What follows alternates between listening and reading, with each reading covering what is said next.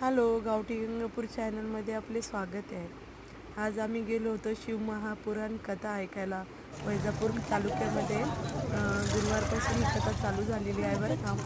मस्तपैकी हाय. गाडी लावली आम्ही तिथे कॉर्नरला. मस्त पायी पायी गेलो, छान पायी पायी गेल्यानंतर खूप अशी गर्दी होती तिथं. जिकडे तिकडे सगळ्या गोष्टी बघितल्या, छोट्या छोट्या रुद्राक्ष वगैरे विकायला खूप छान वस्तू होत्या तिथं.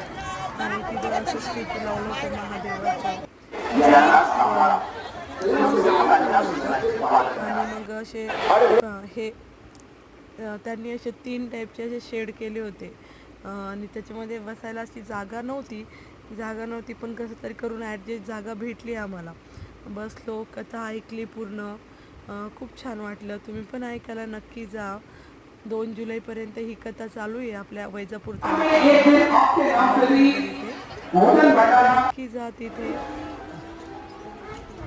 शिवपुराण कथा ऐकून खूप छान वाटलं.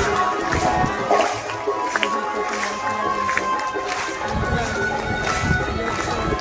आम्ही मस्तपैकी अशी दशमी आणली होती घरी.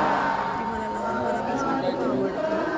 आणि शिवनी पण खूप छान एन्जॉय केला. सांगितलं बऱ्याचपैकी. नक्की जा तुम्ही. 1 दिवस काढून नक्की जा. चॅनलला नक्की सबस्क्राईब करा. नक्की आवडली असेल तुम्हाला व्हिडिओ.